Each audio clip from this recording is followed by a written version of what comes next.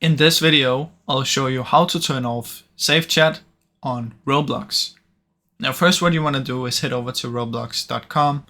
From in here, click up here and go to settings.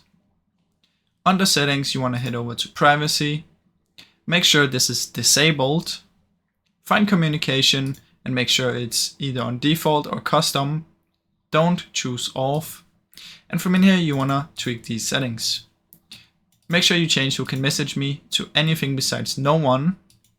Same with this one and same with this one.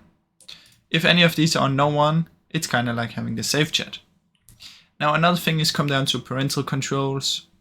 Make sure either you have this disabled or your parent is there to type in the PIN for you, so you can change allow experienced.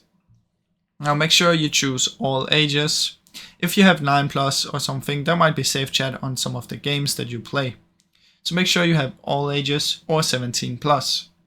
Now that's basically how you can turn it off, guys. Now I really hope you enjoyed this video. If you did, please leave a like and subscribe, as it helps me out a ton. Thank you so much for watching.